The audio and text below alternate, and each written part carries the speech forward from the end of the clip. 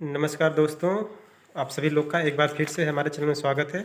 दोस्तों, आज हम लोग बात करने वाले हैं यूपी आर्बिनल TG2 की जो वैकेंसी है, इलेक्ट्रीशियन जिसे बोलते हैं, इलेक्ट्रिकल भी, इंस्ट्रूमेंटेशन और मैकेनिकल फिटर वालों का, उससे बात करने वाले हैं। पूरी जानकारी को जानने के लिए वीडियो को शुरू से लेकर लास्ट तक जरूर देखें। हम आप लोगों को एक RTI के थ्रू आपको ये भी बताएंगे कि कितनी वैकेंसी सीट खाली थी अभी तक यूपी आर्बिनल में, कितनी भर चुकी है। इससे संबंधित सारी जानकारी को जानने के लिए इस वीडियो को शुरू से लेकर अंत तक जरूर देखें। और लास्ट में हम RTI का भी जो रिप्लाई मिला उसको भी लगा देंगे। जो RTI का रिप्लाई मिला है वो 6/2/2025 के अनुसार कि उसमें कितने पद स्वीकृत थे, कितने भरे हैं, कितने रिक्त पद हैं, सारी चीज़ें उसमें हैं। तो जो उसके हिसाब से देखें तो जो TG2 इलेक्ट्रिकल यानी इलेक्ट्रीशियन की जो वैकेंसी है उसमें 713 पद स्वीकृत होते हैं। 713 पद हैं, जिसमें से भरे कितने पद हैं? 443 पद भरे हुए हैं, बाकी शेष पद खाली है। 443 पद भरे हुए हैं, शेष पद खाली हैं। अब आप 713 माइनस 43 कर लीजिएगा, जो आएगा वो पोस्ट खाली पड़ा हुआ है।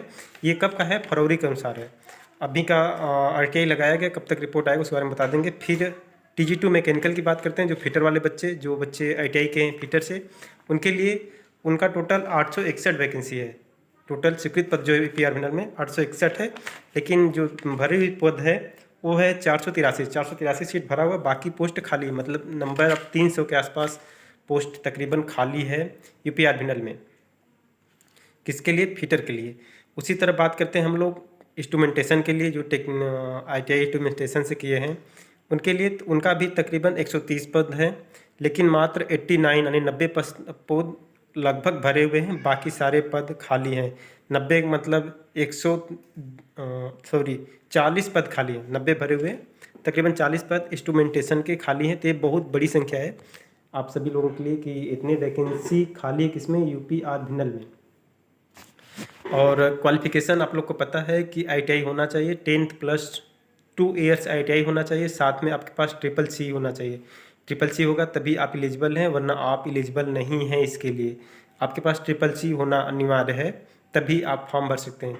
बात करेंगे किसकी वैकेंसी कब तक आती है, तो ज़्यादातर इसकी वैकेंसी अक्टूबर और नवंबर में आती है।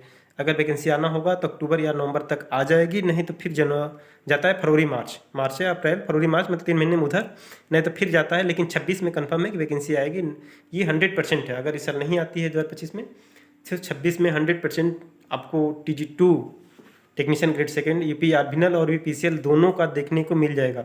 वो भी हो सकता है नंबर आप पोस्ट 500 के आसपास लगभग देखने को मिल जाए। जिस हिसाब से इसमें 300 के आसपास खाली पद हैं लगभग उसमें इलेक्ट्रीशियन वालों के लिए, और उसी तरह मैकेनिकल में भी है फिटर वालों के लिए। उसी तरह इंस्ट्रूमेंटेशन में है 40 सीट, लगभग 50 सीट इंस्ट्रूमेंटेशन में आ जाए तो आपको लगभग कुल मिला जुला के 500-600-700 सीट आसपास आपको देखने को मिल सकता है TG2 में, यूपी आर्बिनल में। आपको पता है कि यूपी आर्बिनल एक पब्लिक सेक्टर का नौकरी नहीं है, ये बहुत आरामदायक है। आपको बस एक जगह एक लोकेशन मिल जाएगा, चाहे वो अनपरा हो, चाहे आपको कहीं भी एक लोकेशन में भेज दिया जाएगा जहां आप जाके आराम से नौकरी कर सकते हैं। झांसी से लेकर, रनपरा से लेकर, जहाँ भी यूपी आर्बिनल का डिपार्टमेंट है वहाँ पे आपको बहुत सुकून से आप सुबह 10 बजे जाएंगे, 4 बजे तक खाली 8 घंटे की ड्यूटी देके खाली हो जाएंगे। हाँ, लेकिन रोटेशनल ड्यूटी कभी कभी लग जाता है, मैक्सिमम रोटेशनल ड्यूटी ही लगता है इलेक्ट्रीशियन वालों का, क्योंकि इलेक्ट्रीशियन और मैकेनिकल का कोर ब्रांच सबसे ज़्यादा इलेक्ट्रीशियन का है, लेकिन सपोर्टिंग चीज़ें मैकेनिकल का भी होता है। तो इसलिए जो लोग इस ITI भी कर रहे हैं उनके लिए भी बहुत बड़ी अपडेट है कि वो 26 तक जिनका कंप्लीट हो जाएगा वो भी इसमें बैठ सकते हैं। अगर वैकेंसी 26 में आती है तब, अगर उससे पहले आ जाती है तो फिर भाई वो नहीं बैठ पाएंगे। लेकिन आप सभी लोग अपनी तैयारी को कंटिन्यू बनाए रहें। जिनके पास CCC नहीं है वो CCC भी कर लें, जिससे उनको मौका मिल जाएगा उसमें बैठने के लिए, नहीं तो उससे बाहर हो जाएंगे, नहीं बैठ पाएंगे। उसमें CCC बहुत ज़रूरी है, और CCC सिर्फ आप क्वालिफाई हैं, उससे कोई लेना देना नहीं। आपका ग्रेड कौन सा है, grade A, grade B, grade C, grade S है, उससे कोई लेना देना नहीं है। बट आपके पास CCC में क्वालिफाई होना अनिवार्य है। बात करते हैं कि नंबर ऑफ क्वेश्चन कितने आते हैं, तो आपको पता है कि टोटल 200 क्वेश्चन आते हैं यूपी आर्बिनल और PPCL दोनों में, जिसमें 50 टेक्निकल होते हैं और 150 टेक्निकल होते हैं, 50 नॉन टेक होते हैं। नॉन टेक में हिंदी होता है, रीजनिंग होता है, और GK GS, 20 Hindi 20 reasoning, 10 question GK GS को होता है, नहीं सॉरी, हाँ 10 हिंदी होता है, 20 रीजनिंग, 20 GK GS, यानी 50 क्वेश्चन इधर हो गए। बाकी 150 टेक्निकल होता है। टेक्निकल में आपको सारे ITI का बुक भी तैयार कर लेंगे। निम्मी का जो सॉल्व पेपर है वो भी तैयार कर लेंगे जो प्रोवाइड किया है, तब भी तकरीबन आप कर जाएंगे। लेकिन उसके लिए आप जानते हैं टेक्निकल बहुत बड़ा से सिलेबस है, छोटा मोटा नहीं है कि हो जाएगा।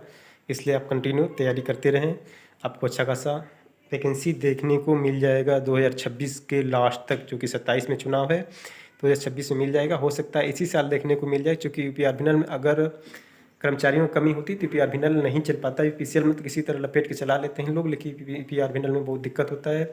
इसलिए हमें जहाँ तक उम्मीद है किसी तरह होगा। बात रहेगी कि आप यूपीट्रिपलएससी कराएगा कि विद्युत सेवा आयोग कराएगा, तभी ऐसा कोई कंफर्म न्यूज़ नहीं है कि यूपीट्रिपलएससी ही कराएगा या विद्युत सेवा आयोग। विद्युत सेवा आयोग ने बहुत कोशिश की यूपीट्रिपलएससी के पास कि आप एग्ज़ाम करा लो, लेकिन यूपीट्रिपलएससी ने देखे होंगे आपकी बार बार मना कर दिया होगा कि हमारे पास ऑलरेडी इतना ओवरलोड है कि हम अपने ही डिपार्टमेंट में जितने एग्जाम हो रहे हैं उनका नहीं करा पा रहे हैं टाइम टू टाइम।